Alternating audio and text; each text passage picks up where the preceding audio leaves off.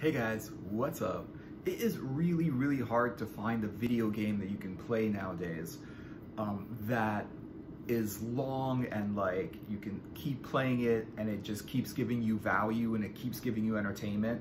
It's really hard. The only thing that I can think of is like Skyrim or something like that, which is a game that you can buy with a lot of different levels and a lot of different variables and weapons and monsters and different landscapes, and there's all different battle scenes and there's like little quests and stuff like that. Skyrim is the kind of game you can play for literally hundreds of hours, and you can go up in level to, I don't even know what the highest level is to that game. But the thing about Skyrim is that it's not like every game is like Skyrim. In fact, every year you might get seriously like 1 or 2 games. In fact, like with every console, just one console that lasts about, a console is a good 6 to 10 years, like long lifespan of a console. Right now it's the PS5 and whatever. But so you would basically be like, okay, so it's about like 10 years, 6 to 10 years for each console, and then like every year you would probably get 1 or 2 good games that are really fun to play on the console. And for the entire console, I would say in that 10-year spot, there's about 20 games. I mean, there's like tons of games for every console, but really the good ones, you could pretty much narrow it down to 20 games, maybe 30 games. I know like with the PS2, you can really, that's a little bit more because the PS2 is a more significant console. The thing about the PS2 is it's no longer a current gen system, and so everything that you play on the PS2, the graphics are not as good, and the gameplay is less advanced, because the one good thing about video games is they get better. You know, people make a game like Bethesda or BioWare or whatever, or EA, they make a game, and then whether it's successful or not, it doesn't really matter. Whether it's good or not, it doesn't matter. It's just like when they make a game, usually the second game they make is better than the first because they learn from their mistakes on the previous games. No one just makes an amazing game except for Bethesda. Well, even Elder Scrolls, if you look at Skyrim, that's Elder Scrolls 5. It took a whole bunch of other Elder Scrolls to get to Skyrim. It took years. It took them, what, like 10 years from the first Elder Scrolls to Skyrim, or like 20 years. So basically, Elder Scrolls Skyrim is 20 years in the making. And the thing is, even if it's a great game, like they would say, these are the best 20 games on some console, like the Xbox 360 or something like that.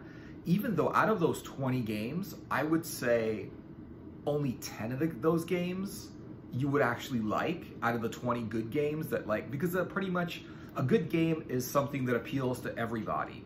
Like Metal Gear Solid was considered one of the best games for the PS1, but not everyone likes stealth games.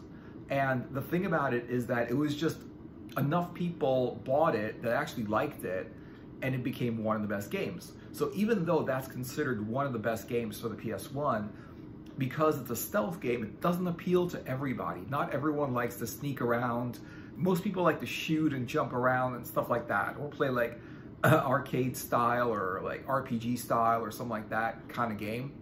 But Metal Gear Solid was, I think, the first one. I've never seen anything this kind of game design before. It was Japanese, I think, you know, but the whole game design was completely different from any video game before it. And it was a definitely like long game. But even though it was considered one of the best games, if they, you know, if there's a top 20 best, top 10, top 20 best games of the PS1, Metal Gear Solid would be one of those. But not everyone liked it. And what about Final Fantasy also? Final Fantasy VII was also really good on the PS1, but not everyone likes turn-based combat. You know, I remember like playing Final Fantasy VII, and it was just like, what do you do next? Where do you go from place to place? There's just, it's too difficult. They just kind of like throw you into that game, and you're kind of like stuck trying to figure out, okay, how do I get to the next level? What do I have to do? And it would have been good, in my opinion. I think it was a good game, but not everyone likes, I don't like personally, turn-based combat, and a lot of people don't like turn-based combat. And so even though Pokemon was one of the best, considered one of the best games ever, and it spans a lot of different systems, from the DS to the, like, you know, the Vita, the PSP, all kinds of consoles, the Nintendo, again, PlayStation, everything. The thing is, it's also turn-based combat. It's not that real-time combat where you jump around and like swing and then like duck and get out of the way and block, and it's a whole like kind of like cool like fighting system, you know. But then another game was Castlevania Symphony of the Dark, which was a great game for the PS1, highly addictive, really fun. What was nice about Symphony of the Night was that you could actually beat the game, but you had to keep trying. Like, you would never beat the boss levels on your first try. You could, but usually you wouldn't, because it would be a weird boss and you wouldn't understand how the physics works in the level and whatever. And the thing is that, like, it would take like 50 tries to do it, but after your 50th try, you would actually beat the boss, and it would give you this amazing sense of accomplishment, like you finally beat that level. But the thing is, it wouldn't take like 100 tries, which could get like 100 tries to beat one level. That, you know, that can get really like disappointing. It could get annoying, you know, like if it's just the level is so hard that it's just like impossible to beat, and you keep trying and trying and trying and losing all the time, it just gets like, after a while, you just want to put it down and play something different, not because it's not a good challenge, not because you don't like a challenge, but because you're just tired of playing the same level over and over again, you know? You want to play a different level, you know? And so the thing about like only passing a level when you beat that level, I think is an antiquated notion, because if you look at Skyrim, if you look at like the open world games, you can fail a level, but then you can just exit the level if it gets boring or too difficult, or you fail at it, or if it gets too difficult to beat the level and you get really annoyed with it, you can actually lower the difficulty, like in Mass Effect, which is pretty cool. You can basically, it's like medium, hard, and easy. And easy is pretty easy, but it's not like really super easy. It's just kind of really pretty easy. But the thing is that like the next level, medium, is freaking hard, you know. So it's weird how there's like super easy or too hard. You know, I could never get behind that. Like with Mass Effect, it just felt like one level was too easy, one level was too hard. And if you go to like Skyrim, if you go to Elder Scrolls, there's like a better thing. You can actually, there's a little level thing, and you can make it a little bit easier, a little bit harder, or whatever it is. And also like some levels in some games, like Mass Effect, you know, you'd be like, these are easy levels, and you just clear through them really, really easily, and all of a sudden a difficult level where it's just not easy at all to beat that. It's just like, but then just after a while, it gets boring. It gets boring. So even if it gets like frustrating if you can't beat the level, but at the same time, if it stays interesting and it stays exciting and you want to play that level over and over again until you beat it, that's okay. But I think that like what happens is when you play the same level over and over again, it gets boring. And then on the other hand, when you get really good at the combat system and beating the game, you get a little bit bored also, because it's just too easy. You're just plowing through these enemies like they're nothing, because you already have your strategy down. You already know exactly what it takes to beat that level. Like if you look at Skyrim, some of the weapons, basically the key to beating Skyrim is getting powerful weapons, and they're not hard to get.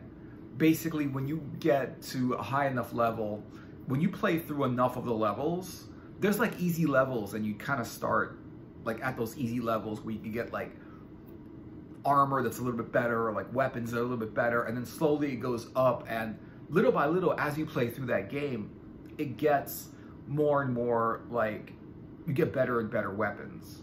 You get like staves that like shoot fireballs and lightning, and it's just that like even like this the most difficult opponent, once you know how to move around and once you know how to evade, like how to like basically either block an attack or dodge an attack or like keep moving around so they can't get you, or like if you're just in constant motion, you can kind of run around the room and then they can't actually get you. It's really, really hard. And so you're able to like attack at certain levels and you kind of figure it out.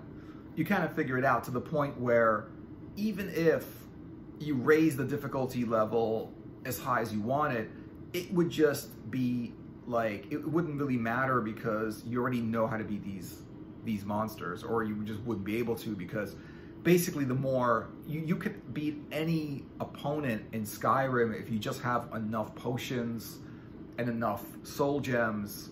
If you have enough magic and enough potions, you can beat any opponent without giving it a big fight. There's ways to kind of hack it, kind of cheat at that game. Not really cheating because it's built into the game to win that way, but it's more fun when there's a challenge that has to happen. You have to actually perform at a certain level to beat the level, you know? And it's also good that if you get bored of the level, you can't beat it, you can kind of turn around and go on the easier quest, which is also like a really good, like something that you can do that will keep you interested in the game. But I find like most games right now, even the best ones, they get boring after a while. Like even Skyrim, after a while, all the levels look the same. All the monsters are pretty much the same. They all fight the same. All the, like, there's some puzzles in there. There's some mini games in there. But basically, after a while, it just feels repetitive. After you've been playing the game for 100 hours, it feels like you've been playing the game for 100 hours. After a while, no matter how much you love the game before, after a while, it's like, it starts off addictive where you just can't put it down. And it gets to the point where you're just putting it down, you're not playing it, and you're like, I want to play something else, you know? But basically, like, it just becomes a little bit less addictive. It doesn't become as addictive once you play it because you're just used to it. It's kind of already done that. But if you really look at like the kinds of games that are available, there's really not a lot, and games are so much similar to each other. The only thing that separates one game from another, it's not the game, it's not the battles, it's not the game engine, it's not the battle engine or the fighting engine or whatever. It's just the genre, it's just the like surroundings, and it's just the graphics, and it's just like how the game looks and what the story is. Because a first-person shooter is a first-person shooter, whether that's Bioshock or Half-Life or like any of those games, or Halo. It's still a first-person shooter. Like a Halo, you walk around and you shoot. You know, like Bioshock, same thing. But it's got different, it's like a different environment though.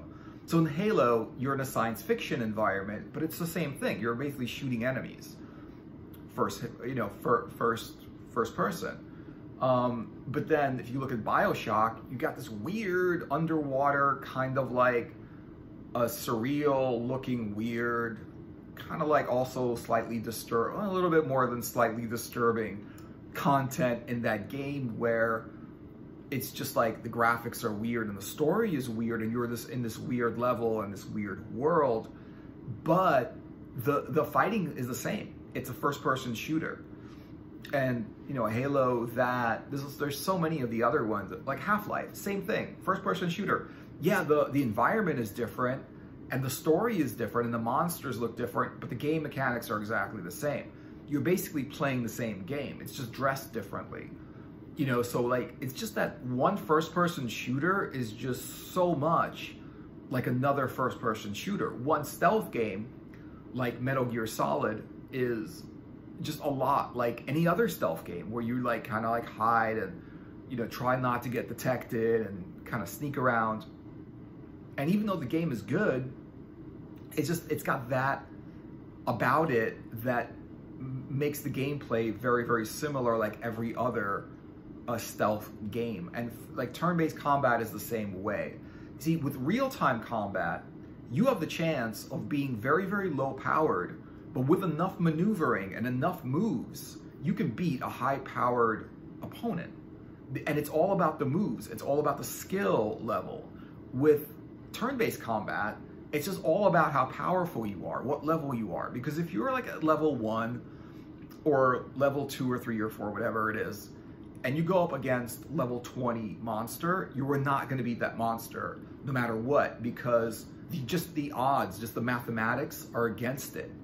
But if you're like at level 1 and there's a level 20 monster and it's a real-time combat, it doesn't depend on how powerful you are or what kind of weapons you have.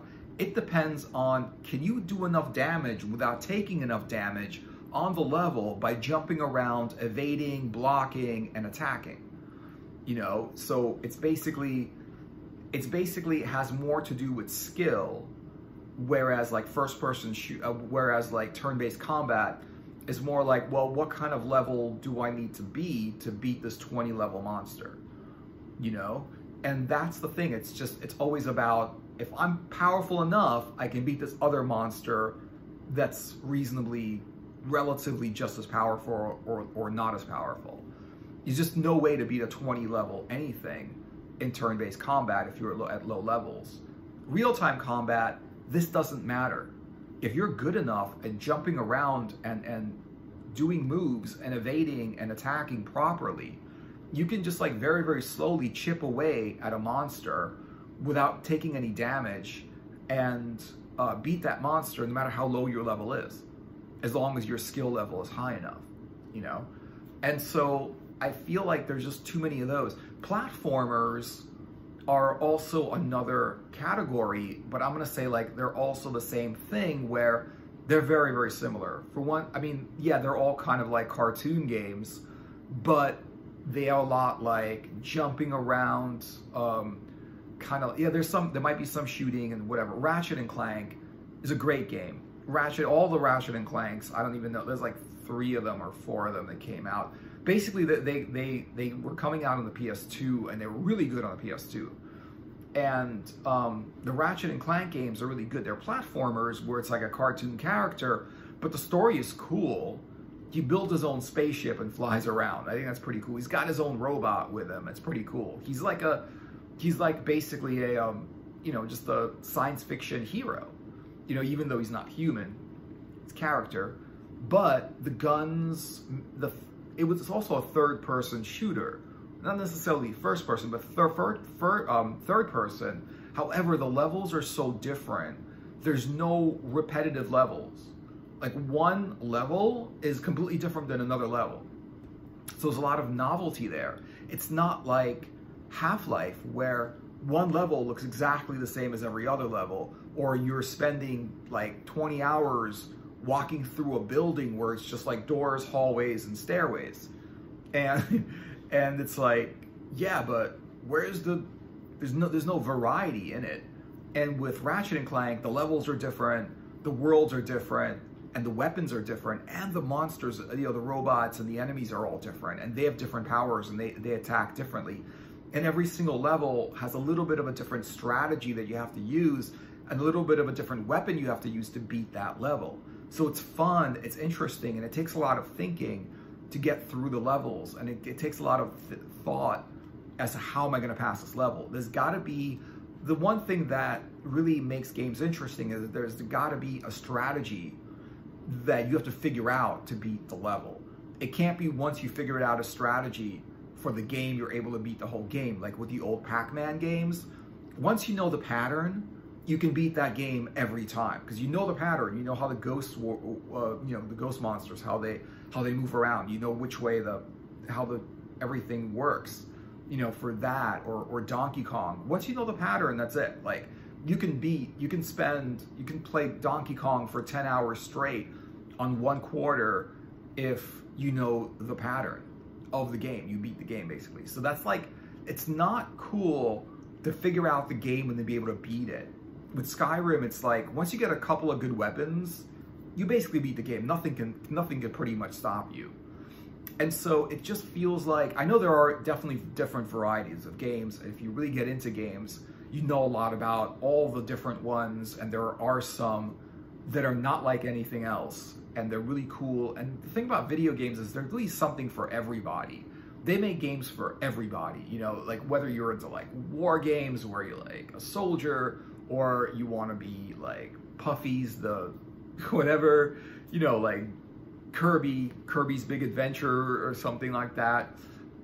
There's games for like pretty much everybody, every genre. Just like there's movies for everybody and like video content for everyone, there's also like games for everyone, you know? But however, when you really look at the best games on any console, or any console you can get, I mean, the only difference between consoles, really, like the modern consoles, like PS2 and up, where it's more 3D games, where it's like PS1 and down, it's more like 2D games mostly.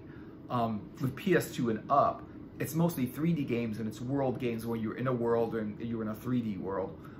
And there's like shooting or jumping, or it's like climbing around, or like exploring, or there's a dungeon, or there's a building, or whatever there is. There's some kind of levels. There's flying on whole helicopters and shooting stuff. You know, thing is, there's no real variety in games. Like, once you figured out the game, you kind of beat it. Once you've played it enough, it gets boring.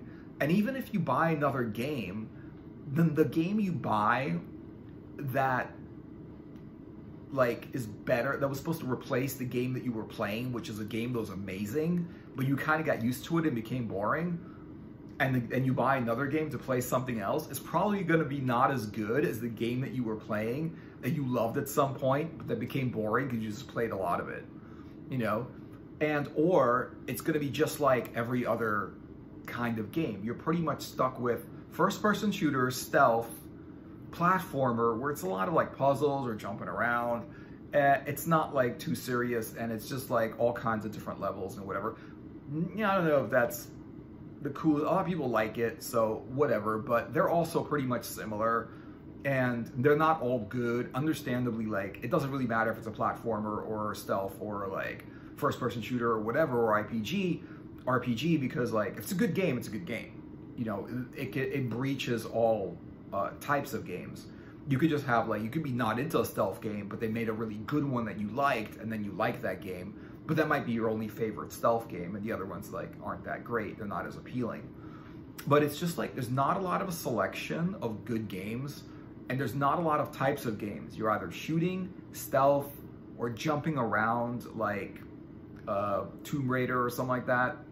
And that just gets boring, because there's only so many times you can, you know, climb a rope and jump from one rock to another, and then miss the rock and then fall and have to climb that rope again to get back on the rock to fall off the rock, because you haven't been able to jump from one rock to the other, or you're not able to do that, or you didn't know how to do that, you know?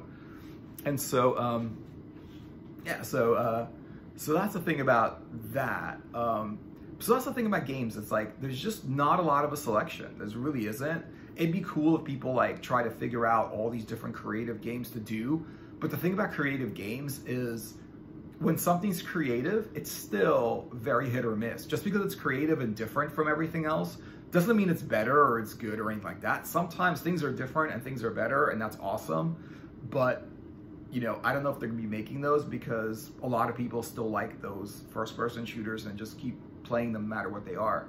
They're just really similar, and there's really a lack of a lot of really good, fun, original games where it doesn't just follow a certain model that's already been done, you know? It'd be good if they were, and hopefully in the future things are gonna get, you know, better with games, and people are gonna get more creative, because I think games just become more and more popular. People are just getting more into games, and the more advanced the game is, the more people start to like get into them, and kids are growing up with advanced generation systems that they're starting to play when they're real young and stuff. So that's the thing, you know. There's not a lot of different games, but hopefully somebody will create, you know, something that's a shooter but doesn't feel like every other first-person shooter, or, you know, where there's like variety, where like you're not just like walking around and shooting. Maybe you're like shooting in a tank, or shooting in a helicopter, or shooting in a plane, like whatever it is. It'd be nice if they were coming out with really, really good games with a variety of fun things to do, rather than just kind of the same old typical shooting stealth RPG or platformer, you know. So yeah, so let me know what you guys are thinking in the comments. Thanks for watching. Hope you enjoyed the video. Like and subscribe, and check out my other videos if you want, and I will see you guys in another video. Laters.